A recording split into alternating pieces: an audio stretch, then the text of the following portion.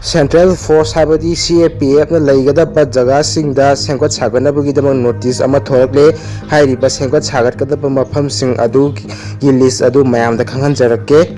Imphal East ki oina khoigi Gwaratabi Kaithel Manbi outpost Sanung near Yunako Laitan Pokpi Sadhu Lampak Nungsum Awang Laikai near Hand Pump Dolai Thabi hairiba jaga sing asida sengkot sagatgadawri. Aduga makha chatharakpada Tenopal district ki oina Machi PS ATC complex under More PS Saibom 11 IRB lane hariba jaga sing asida sengkot sagat kadawri. Makha chatharakpada Kaksing district ki oina Palel PS campus Khongnang Phaisabi village under Sugunu PS Sugunu Mamang Laikai Pedi field under Sugunu PS Serau Ningthem Haidan under Sugunu PS Serau Awang Laikai hairiba jaga sing asida makoi leinabagidamak senggat sagat kadawri amasung leigadawri.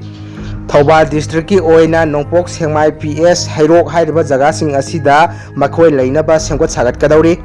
Kangkokpi district ki oina Saikhul PS Bethel near Kangsup PS Kharam Baifai under Kangsup PS Gamfingai under G Super Maina PS hairiba jaga sing asida makoi leinaba maphamsing semgat sagat kadawri. None district ki oina mapham ani piri Jaujang Tek amasung Rengpang police outpost hairiba jaga sing asida None district ki oina CAPF leinaba semgat sagat kani. Mathang asina Bisnupur district ki maphamsing haijarak lage Tangjeng Singya Lampak under Kumbi PS Gamol under Moirang PS Uyung Makhong under Moirang PS Sericulture Farm Thungkhong Lok under Bisnupur PS Waroi Sing BDF outpost under Nambol PS Lengang Tabi BDF outpost under Kumbi PS Torbung Area Development Committee ground on the eastern side of National Highway 2 hariba jaga sing asida Bisnupur ki oina senggot sagat kadawri.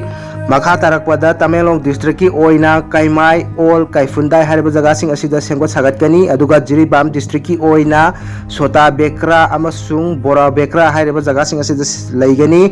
Du Senapati district ki oina Maram Khunau Taphau hariba jaga sing asida leigani. Chuchanpur district ki oina Reserve Line DHQ CCP Sangai Court Police Station Singhat Police Station Behang Police Station Tuibung area hairiba jaga sing asida Chuchanpur district ki oina CAPF thamgani.